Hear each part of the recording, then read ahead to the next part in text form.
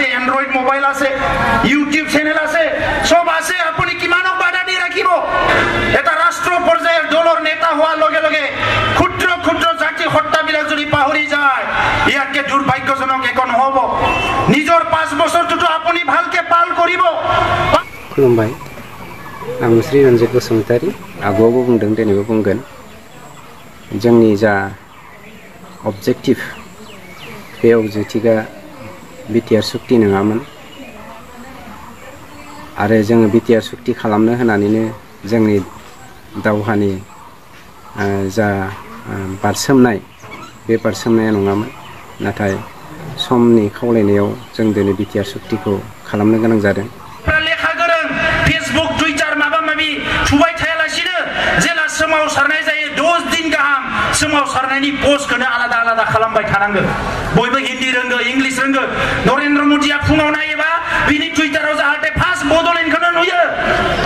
राजनाथ सिंहआ बिनि मबाइलखौ खेवनाय लोगो लोगोनो WhatsApp, टुइटाराव जाहाथे बियो बड'लेण्डखौनो नुयो। बेबायदि खामानिखौ जों मावनांगोन। मोनसेजों नङाबा मोनसेजों, ओरै नङाबा ओरै लामाया कुनु बन्द जायाखै रायजोफोर। आरो गुबुनखौ जेबो गिनांगौ गैया। जों जोंनि मोन्थाइखौ बिनायाव, जोंनि हायाव, जोंनि आबै आबौनि हायाव, जोंनि रायजोआव, जोंनि हादोराव, जोंनि बुहुमाव, जोंनि मुलुगाव जोंनि अधिकार बिनायाव लाजिनांगौ, गिनांगौ, फासयनांगौ जेबो गैया बेवहाय। डिमान्डखौ नोङो एसेम्ब्लियाव, जोंनि डिमान्डखौ नोङो पार्लामेन्टआव खोथा बुंहैगोन, बै मानसिफोरखौसो जों सापर्ट खालामगोन होननानै दिनै दुलाराय बर' फरायसाफोरा जों बुंबोबाय थादों। दा बेनिखायनो दिनै बिथांमोनहा खुंगिरियाव थानानै, पावाराव थानानै, गोहोआव थानानै मोनसेबो जिनिसाव दिनै बर'फोरनि थांना थानायनि, बर'फोरनि सिनायथि थामोनथा, बिथांमोननि गोजोरथिनि थाखाय जेबो हाबाफारि रनसायाखैब्ला दिनै जोङो साननायनि दिनैहाय सम सफैदों। बेनिखायनो मानग्रा रायजोफोर गावनि मेलेमखौ गेवसारनानै दोन, गावनि मेलेमनि साननाय हनाय गोसो गोरबोखौ गुवार खालामनानै गासैबो बिथिंखौ बोनजोबनानै दिनै जोङो एनालाइसिस खालामनांगौनि सम जादों मानग्रा रायजोफोर। जि समसिम सासे बर' हौवा आरो जि समसिम सासे बर' आइजो थांनानै थागोन, बै समसिम बड'लेण्ड सोमावसारनाया सोलिबाय थागोन। आरो बे खोथाखौ जोंखौ खुंग्रा, जोंखौ बेंग्रा, जोंनि खर'साजों थाबायनानै संसार जाग्रा बै हारि हारिसाफोरनो जोङो गोख्रोङै सानफ्रोमबो मिथिहोनांगोन जे बर' हारिया 5,000 सुबुंनि जिउ गोमानायनि उनाव, 25,000 सुबुङा जेल जानायनि उनाव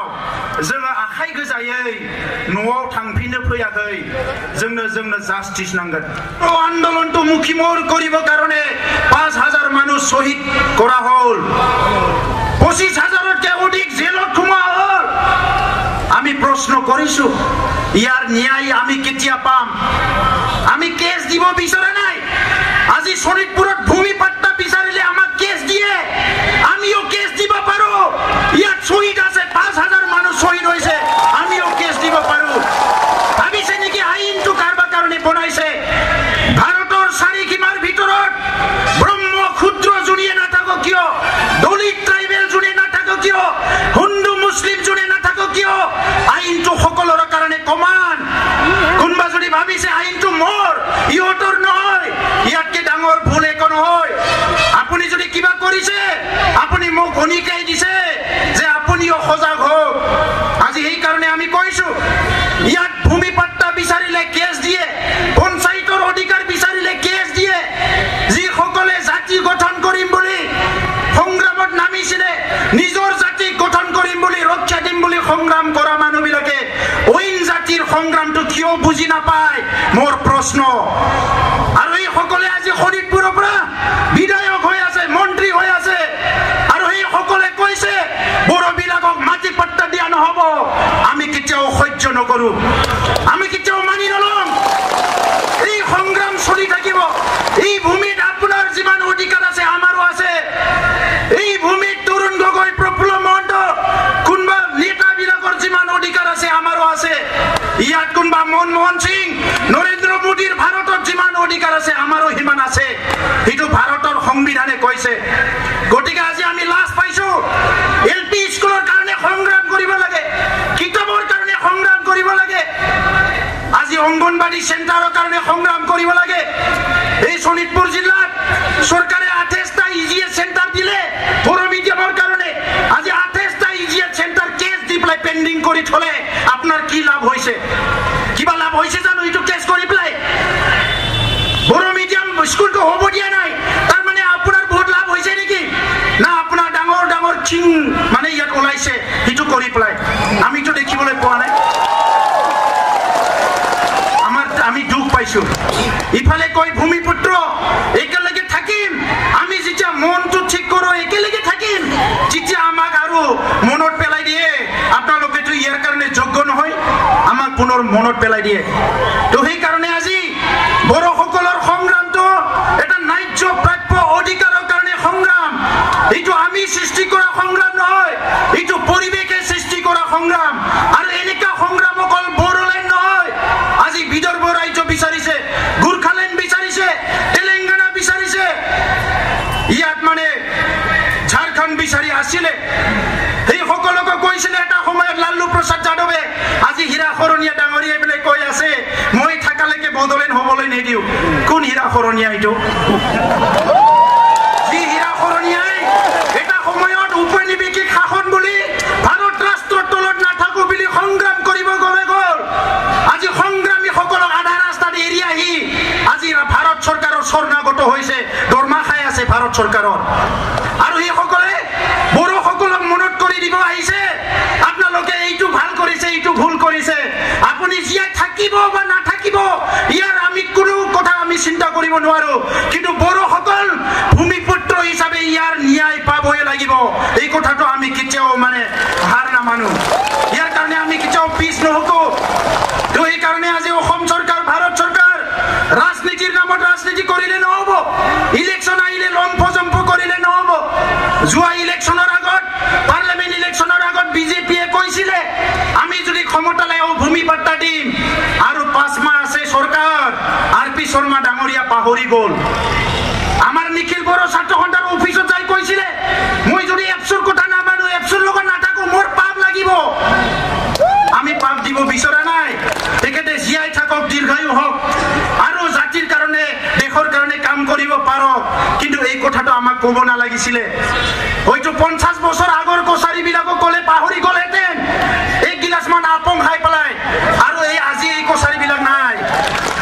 আজি সেই কছাৰী নাই এছেম্বলি ইলেকশ্যনৰ আগত ক'লে এমএলএ কেণ্ডিডেট বিলাকে আমাক জিকাই দিয়ক আমি ভূমি পাট্টা দিম সেই একে এমএলএ বিলাকে এতিয়া কৈছে বড়ো বিলাকত ভূমি পাট্টা দিব নালাগে ৰাস্তা ঘাট বনাব নালাগে তাত কাৰেণ্ট দিব নালাগে স্কুল গঠন কৰিব নালাগে তেনেহ'লে আমাৰ ৰাস্তা আমি লোৱা কি ভুল আছে আমাক যদি এনেকাই কৰে আমাক পৃথক কৰি দিয়ক যদি আমাক আপোনাৰ মৰম কৰিবলৈ সাহস নাই সন্মান দিবতো আপোনাৰ সাহস নাইয়ে আমাক আমি আপোনাক যুগে যুগে সন্মান দিলো আমাক এক কিঞ্চিত সন্মান দিব নোৱাৰে মৰম দিবলৈ সাহস নাই তেনেহ'লে আপুনি আমাক ধৰি ৰাখাৰ কি যুক্তি আছে আমাক বিদায় দিয়ক সেইটোৱে সবচে ডাঙৰ সলিউশন কিন্তু আমি কথা দিছো সিদিনা কোনোবাই লিখিছে ফেচবুকত মোৰ বিৰুদ্ধে এইবিলাকৰ টিভি বিলাকত কিয় বজাই কিয় নবজাই বহুত কথা লিখিছে কিন্তু টিভিত বজাক বা নবজাক আগতো টিভি নাছিলে তথাপিতো বড়ো আন্দোলন চলি আছিল পেপাৰ নাছিলে তথাপিতো বড়ো আন্দোলন চলি আছিল কিয়নো বড়ো আন্দোলনটো টিভি ৰেডিঅ'ৰ লগত নহয় বড়ো আন্দোলনটো বড়োসকলে জীয়াই থকাৰ এটা আকাংক্ষা লৈ পেলাই এটা সংগ্ৰাম এই সংগ্ৰামটো মিডিয়াৰ লগত নহয় আজি গুৱাহাটীৰ কিছুমান মিডিয়া আমাৰ শোণিতপুৰ বা এই অঞ্চলৰ মিডিয়া যিবিলাকে লিবাৰেল এটা দায়িত্ব লৈ আছে সমস্যাবিলাক উত্থাপন কৰি আছে সেই সকলক হঠাৎ কৰিবৰ কাৰণে কিছুমানে ফেচবুকত লিখিছে ইহঁতৰ নিউজবিলাক দিব নালাগে আজি সবৰ হাতে হাতে এন্ড্ৰইড মোবাইল আছে ইউটিউব চেনেল আছে সব আছে আপুনি কিমানক বাধা দি ৰাখিব এইটো বাধা দি ৰাখাটো ভুল হ'ব এইটো হ'ল আমাৰ বাস্তৱ আজিৰ বাস্তৱটো হৈছে অসম চৰকাৰ ভাৰত চৰকাৰে আমাক ন্যায় দিব পৰা নাই এই কাৰণে আমি সংগ্ৰাম কৰিছো এইটো হ'ল বাস্তৱ আৰু এই বাস্তৱটো কোনো লুকাই ৰাখিব নোৱাৰে এই কাৰণে আমি চৰকাৰক আহ্বান কৰিছো অতি শীঘ্ৰে 2019ত কোনোবাই যদি ক্ষমতাত আহিবলৈ বিচাৰিছে অতি শীঘ্ৰে বড়োলেণ্ড সমস্যা সমাধানৰ কাৰণে কাম কৰক আমি জিকিব নোৱাৰো কিন্তু আমি হাৰাব পাৰো ৰাইজ আমি জিকিব নোৱাৰো অকলে কিন্তু আমি হাৰাব পাৰো XYZ যাক ইচ্ছা কৰে আমি তাকে হাৰাই দিব পাৰো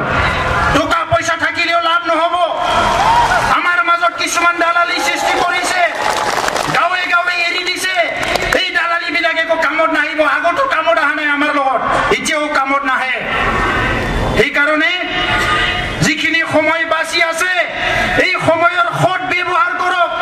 মই সৰ্বানন্দ সোণোৱাল ডাঙৰীয়াক আহ্বান কৰিছো আপুনি জাতীয় নায়ক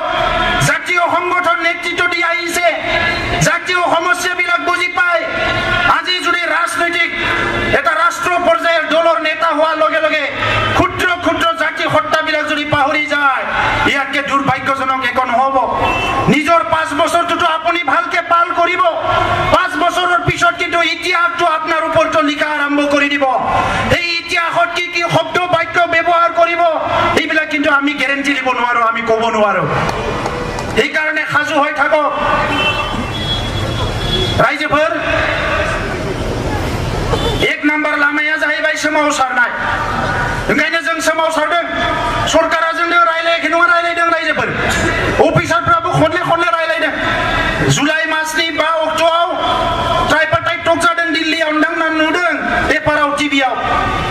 हम मिनिस्टारा फैनानै बुंदों जे नोंथांमोननि जेंनाखौ सल्भ खालामगोन जों बुंदों नोंथाङा समाय गैया सासे हम मिनिस्टार 100 कोटी मानसिनि हम मिनिस्टार सासे मन्त्रि हो जोंनो जायजों जों थाब रायलायनो हायो बिथाङा बुंबाय मन्त्रि होलायलाय आंनो रायलायगोन जुलाइनि मास मोननै खावसेनि उनाव जोंनो रायलायनो गोनांमोन मास मोनथाम जाबाय दाबो रायलायाखै ओंखायनो जोंबो जिरायना थायाखै रायजोफोर बे राजनितिनि मानसिफोरखौ बारा बिश्वास खालामनो हाया जोंहा जोंनि लामाखौ जोंहा क्लियार खालामनांगोन ओंखायनो मास मोननै खावसे जोबासावनो जोङो चिरां जिल्लायाव दाख्लै सुबुं गौमा लादों सुबुं गौमा लानाय लोगो लोगो बागदावखांदों बिसोरो माथो जिरायना थायाखिसै बिसोरलाय होननानै लोगो लोगो जोङो दिनै घरामारियाव लाफिनबाय आरो बिनि उनाव बाक्सा उदालगुरियाव जागोन नभेम्बराव दिल्लीयाव जागोन जोंनि जेंना सुस्रांनायनि मोनसेल' लामायानो जाहैबाय सोमावसारनाय मानोना जोंहा नांगौ बायदि एमएलए मन्त्रि गैया दिनै विदर्भआव 10 जन एमपि दङ बिजेपिनि बिथांमोना विदर्भ रायजो दागोन होननानै एमपि जानानै फैबाय लिरना होलायलायबाय विदर्भ रायजोखौ दायाखिसै गुरखालेन्डआव मा जाखो गुरखालेन्ड होगोन होननानै लिरना होनानै बिथांमोना एमपि जाबाय मन्त्रि जाबाय दिनै गुरखालेन्डखौ होआखिसै जायनि थाखाय दिनै गुरखालेन्डआव सोमावसारनाया गोख्रों जाबाय 14 मानसि थैबाय दानिया सोमावसारग्रा लिडारफ्रा एफा एनै गोरोन्थि खालामबाय हिंसा खालामबाय बेखौनो चार्ज लानानै गुरखालेन्ड मुभमेन्टखौ सिनस्रि सिफायनानै दोनबाय बिसोरो दा नंखायनो रायजोफोर दिनै जोंनि फाफ्लियाव फैबाय अल इन्डियायाव सोर मा जागोन मा जाया सोरबा रायजो मोनगोन ना मोना जों मिथिया दिनै अल इन्डियायाव रायजो बिग्रा मोनसे सोमावसारनाय थांना दंबा बे बड'लेण्ड सोमावसारनाय आरो जोङो बेखौनो हास्थायदोंमोन जे मोनसे समाव फैयै फैयै जोंनि सोमावसारनाया ओरैबायदि महर लानांगोन जाहाथे इन्डियानि मानसिफ्रा जानायनि लोंनायनि साननायनि हनायनि बड'लेण्ड सोमावसारनायखौ जाहाथे नुयो साननो गोनां बाध्य जायो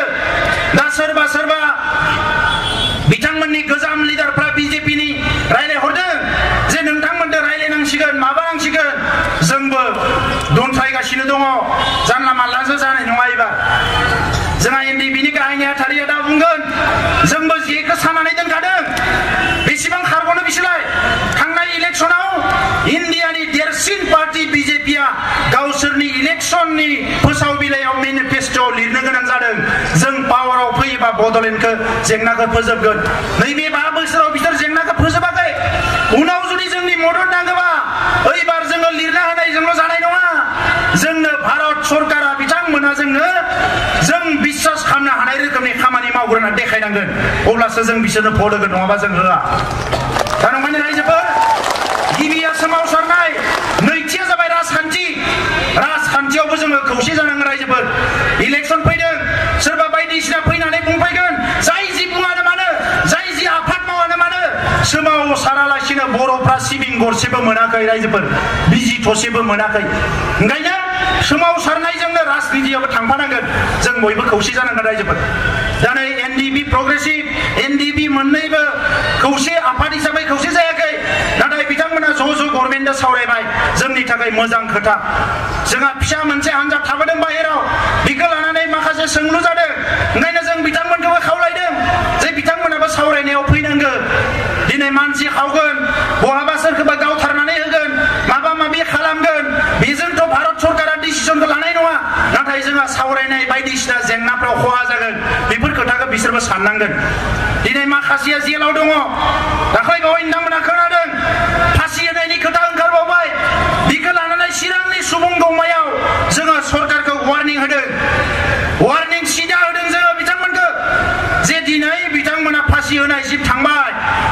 जोंनो न्याय जि होनांगौ थार बिजिरनाय जि होनांगौ जास्टिस जि होनांगौ बे खोथाखौ सानाखै ओंखायनो जों बुंदों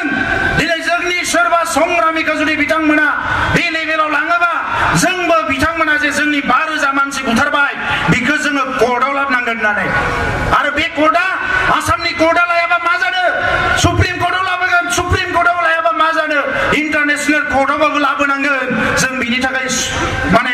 रेडि जानांगोन रायजोफोर जोङो रावजोंबो गंलायनाय नङा दा बिदि होनानै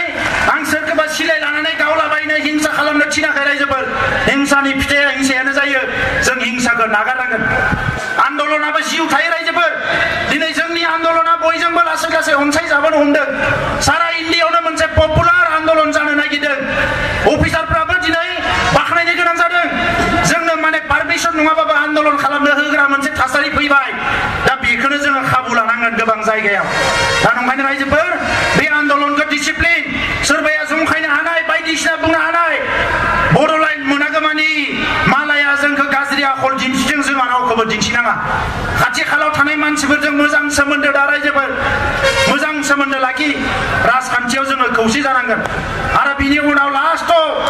थामथि जोंहा खोथाया जाहैबाय दिनै जोंनि गेजेराव दिनै गुबुन गुबुन हानजायाव बारस्लायनाय मानाय गोबां मानसिफोर ओंखारदों ओंखाम गैया माइरं गैया बायदिसिना साख्रि बाख्रि गैया होननानै लाइमोनफ्रा गुबुन गुबुन पार्टिफ्राव जाय पार्टिफ्रानिखि जोंखौ थगायो सोबख'यो बेफोराव थ्रोब थ्रोब हाबदों बेखौ खिन्थु साबधान खालामनांगोन रायजोफोर जोंनि सुथुरनि गोसोआ सोलायाखै जाय जोंखौ जिनाहारि खालामदों जाय जोंखौ न' बां सावदों जाय जोंखौ बुथारदों जाय जोंनि फिसाफोरखौ जेलाव सोदों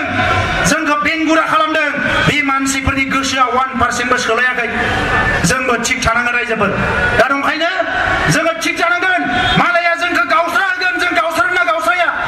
मालाया जोंखौ खैसारि सागोन जों खैसारियाव गोग्लैना गोग्लैया 50 बोसोर जों मालायनि सानाय जेयाव गोग्लैबाय जों बयबो सिमाय खिरा लानांगोन जोङो दिनै रावबो मालायनि सानाय जेयाव गोग्लैया जोङो गावनि लामाजों थांगोन जोङो बेखौ जोङो थिग खालामनांगोन रायजोफोर दा बारा गोलाव बुंला आङो रायजोफोर सोमावसारनाया थांबाय थागोन आं गोसो गोरबोनिफ्राय सनितपुर बिश्वनाथ आरो उदालगुरिनि बिसेसके जोंहा धेमाजिसिम दंफैयो बेवहाय लिडारफोर बयखौबो आङो साबायखर बावदों जे नोंथांमोना दिनै फैनानै बे हाबाफारिखौ साक्सेस खालामबाय दा सनितपुर हिसाबै फैगौ जानुवारियाव पन्चायत इलेक्सन जागोन होननानै बुंदों गेजेराव जों खननै खनथामसो सरकारनि मानसिया रायलायबावगोन जोङो बिथांमोनखौ नारसिनगोन जुदि बे नारसिननायाव जाया बायदि मोनोबा आरो जोङो बेवहाय गिलु बालु सोमावसारनांगोन कारना जाहैबाय गोदो खोनादों जोङो बिटिसि जानाय समाव बे हाग्राबारियाव मानसि गैया होननानै सोनो होआखै बिसोरो दाबो बेखौनो माथा मारिगासिनो दङ ओंखायनो जों लिडारफोरजों बयजोंबो रायलायबाय थादों ओइबार माबा मोनसे सुक्ति जायोबा बयनिख्रुइ गोनांसिन एजेन्डायानो जाबाय सानजानि सिमाखौ नारनांगोन जोंनि आबै आबौनि हा बियो सानजानि सिमाखौ नारनांगोन ओंखायनो आन्दलना हरै जा दाजा सानजाहा आन्दलना जोंहा खनले जानांगोन रायजोफोर गोख्रोंनिफ्राय गोख्रों आन्दलन जानांगोन सुथुरखौ जोङो फेजेननांगोन बोलोजों नङा सोलोजों नङा मेलेमजों नङा गोसोजों जेरै हाया जेरै जोङो सुथुरखौ दुरबल खालामनांगोन आरो बिनि थाखाय जोंनो सोमावसारनो नांगोन दिनै नैबे जि रायजोआव जों रायजो जादों बेवहाय नाय जोंजों जुजिनानै सोमावसारफानो हाग्रा बेवहाय रावबो जोलै गैया बेवहाय दा नंखायनो रायजोफोर जोङो बेखौ जाहाथे सिदा जायो खोथाखौ सानो गुबुन मोनसे खोथा जोबथारनायाव बुंनो नागिरनाया जाबाय बड'लेण्डखौ बोरै बरायनो नागिरदों रायजोफोर बड'लेण्डआ दिनै नङा गाबोन जागोन नाथाय बड'लेण्डखौ बोरै बरायनो आंनियाव मोनसे सोंलु फैदों जि सनानि बड'लेण्ड जिखौ लानानै रोजा बोसोर आर'नाइ खाम सिफुं जथा लानानै जोङो सेरजा सिफुं लानानै रायजो जागोन होननानै थिग खालामदों अनलायनानै ग्रोम बिदा फंबाय नों आं दानागार आं दानागार राव थुनलाइ हारिमु लानानै बुहुमनि बिखायाव रायजो जानो होननानै जों सोमावसारदों पुलिस मिलिटारिनि गुलिखौ जोङो नेवसिदों बे सनानि बड'लेण्डखौ बोरै बरायनो रायजोफोर नोरजिया जौ फाग्ला जानानै बरायनो जुवा गेलेग्रा तिर गेलेग्रा जानानै बरायनो लेखा फरा नागारनानै आदुवा जाम्बा जानानै बरायनो नोरजिया मोनसे गाद्रा गुद्रा हारि जानानै बरायनो ना बोरै बरायनो जों बड'लेण्डखौ जुदि बेबायदि जायोबा गाबोन बड'लेण्डखौ मोनखांनायनि उनावबो जेरै दायो बिटिसिआव बिनि ठिकादारफ्रा सोरबा मारवारि माबा माबिया जाजोब्बाय जोंनि बड'लेण्डआव मालायासो जोंनि सायाव आरोबाव मै होनानै जागोन दा नंखायनो रायजोफोर नैबे